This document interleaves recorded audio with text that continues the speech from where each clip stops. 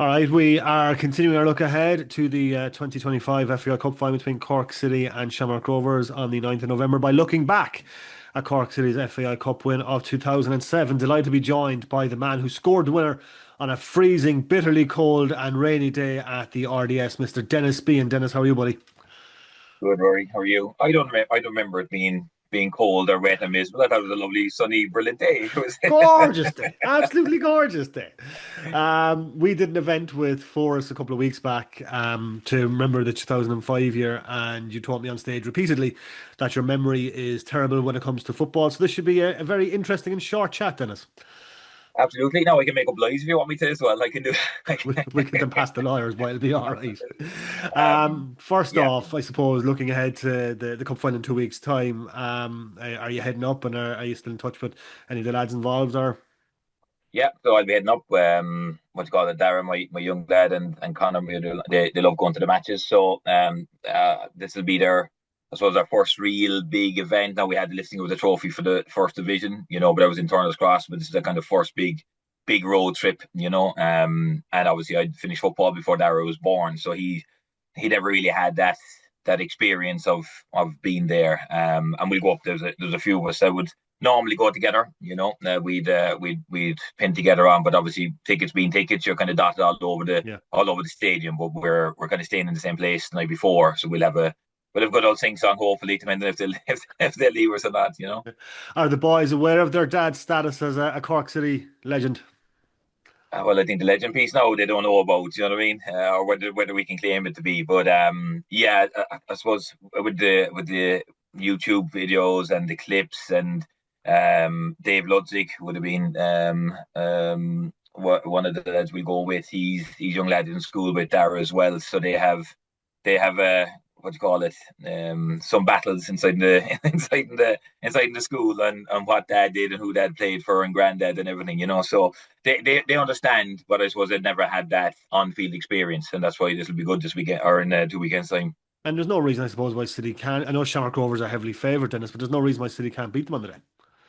No, and I was watching Rovers, and if you asked me this question a week ago, I would have been quite pessimistic, Yeah. quite pessimistic. But I've been watching Rovers the last 3 weeks now, and Stephen has changed his team an awful lot because the league is as good as dusted. But he's gone 2 weeks now without a win, and then they lost again last night. So it's probably a decent time to be playing them because they may have an opportunity.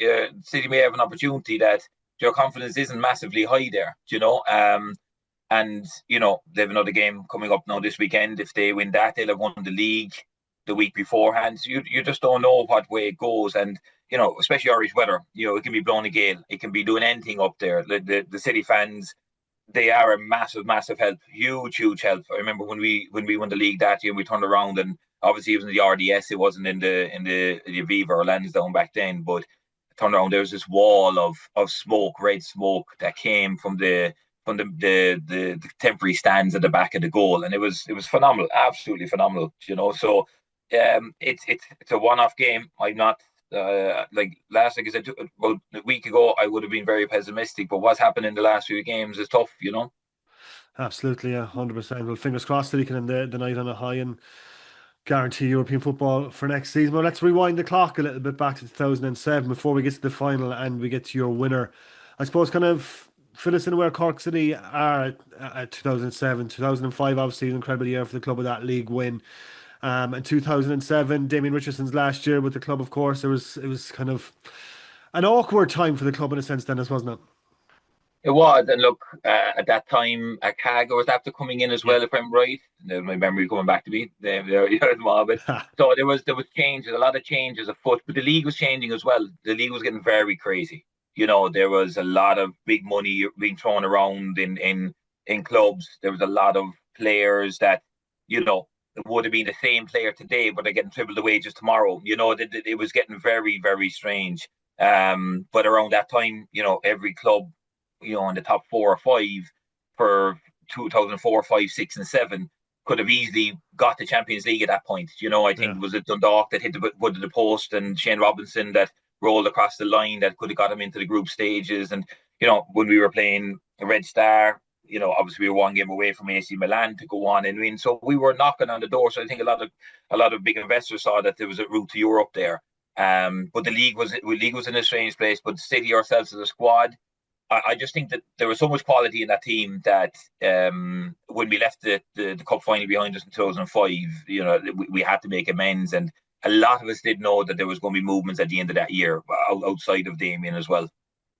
Yeah, we kind of might touch on that again in a little bit, but just looking back at that squad that you had in 2007, like there's a lot of the panel there from 2005. Obviously, players move on, but then you get the likes of Colin Healy and Gareth Farley coming in, which are just two exquisite Rolls Royces of players to come into your team. Absolutely, and I think Keeler's had the three club rule, hadn't he? He couldn't Yeah, sign for sort of for a Farley. little bit at the start, but the quality that himself and Garrett had was unbelievable. Obviously, Healer should have been a Premier League player, depending on what happened there. Garrett as well was one, and just the way that they added that bit of, I suppose, extra intensity. I remember, I wouldn't have been a small lad on the pitch. I would have been able to look after myself. But I remember going into Colin Healy in a tackle, probably the first second week that we were in training, and I had a good bit of head of steam up, and it was like hitting a brick wall. He was so strong, and that was probably the levels in Europe that we were hitting as well. But now we had one or two of these lads in the training ground as well, which made a big difference. And then you had the qualities of all the other boys that were around us. Do you know what I mean? That were getting better from playing with those as well. Yeah, 100%. It was an excellent team to watch. Again, Damien Richardson enjoyed his teams playing a good brand of football. We saw that in 2005, Yeah. and that was obviously continuing into 2007 as well.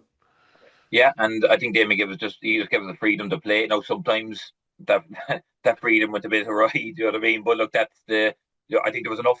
I think there was enough experience and enough pressure in that group internally, if that makes sense. I suppose the way we kind of looked at ourselves was that um no matter what really Damien said or did, or Pat said or did at some times, the critics were ourselves and our teammates around us and Mm, what we were doing. But the team bus, the nights out, the group together, the what we would now probably be called bullying in the workplace, but back then it was part and parcel of the group was so good. But there was kind of probably 7 or 8 guys always together, and then 3 or 4 would come in or come out from that 7 or 8 all the time. Do you get me? And yeah, it was all depending on circumstances or what went on. But like if you weren't starting, you were knocking on that manager's door and saying, what did they do wrong? Do you know what I mean? So it was a very self-managed group. So Damien allowed us then the freedom to be able to play then the way we wanted to, but also criticize each other then when it was needed. yeah, 100%, 100%. The league, I think, was the fourth you finished that year. Kind of a possibly a disappointing year for you, but it was all down to the cup success in 2007. You were in a rich vein of form in the FA Cup that year, Dennis. I think you scored a hat trick in replay against Waterford. Yeah. Scored the only goal in the previous game to force a replay. So you obviously enjoyed playing in the cup. Yeah, the cups were kind of my friend. I think even in the Atlantic Cup, I'm still the all-time top goal scorer Yes, because of why? I think it's finished. Do you know what I mean? So, but yeah, I just like those, I suppose, big occasions. I don't know why. I just did. I did like the buzz. I like the atmosphere around them. I like the challenge all the time. And when it came to the cup, it was a knockout. It was Yeah, a knockout, and when it came to, I remember, I think that was my only hat trick for City was against Waterford, and when I scored it, I think it was a sliding finish, and I just kind of turned around and Colin Healy was there, and I was just looked at him and I shouted at him, he went, "What's wrong with you? It's only a goal, like." And I don't know, it was my first hat trick. Do you know what I mean? yeah, I know Healers wouldn't know much about scoring. Do you know what I mean? But that was another day's work, but. Yeah, I was one of those players that nearly went on runs all the time. Do you know what I mean? If there's lean periods, I go on run of lean period as well. But when I went on a run, it was fairly consistent. I think the year after, I yeah. went on 10 or 12 in a row after that as well. Do you know what I mean? So, but the cups I did, yeah, the cups were always a bit special. Yeah, they were fantastic. Yeah, the cup final that year, 2007. As you mentioned, bitterly cold day at the RDS. You beat Bohemians 2-0 in the semi final to get there. But it's all about the RDS, Longford Town. Start of December in a wide open stadium on a lashing cold day. It's not exactly magic of the cup territory, really, is it?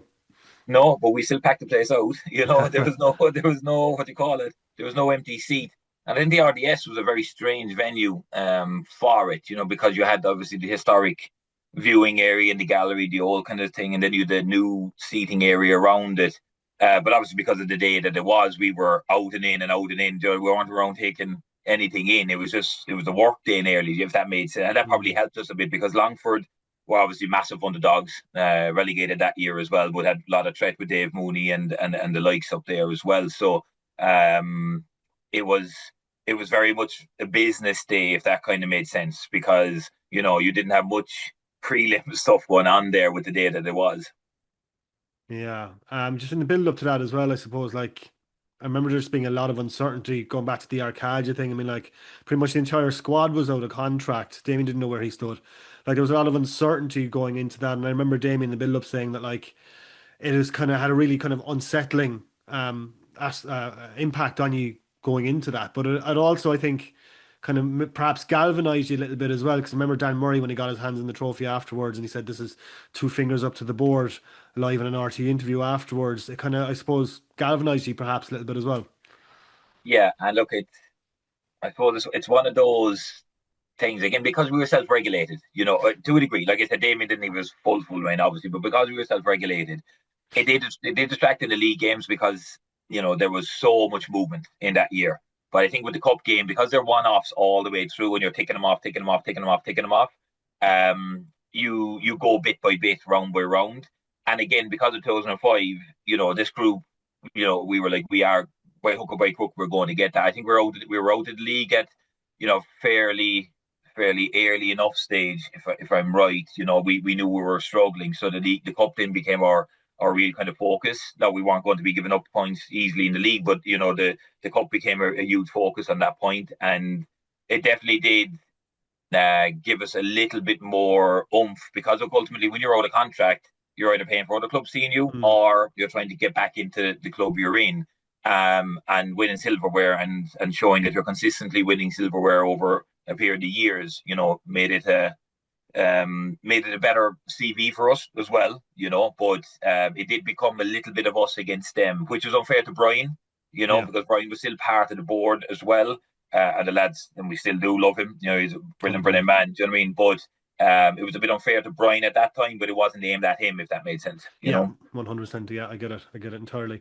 I think another sign of things to come as well was like you had played in the green and white stripes that year, and you're wearing the new jersey with the new crests just for the cup final, wasn't it? Yes, we just got the new one. Yeah, and that was again, I think, it was a change that was made with the new regime as well Yeah, to freshen it up. But like I remember the days we had Lecoq Sportif and the big green ones, and they were like mail bags on you, but yeah, you were hunched down with the weight of them. But yeah, that was a little bit, but that didn't.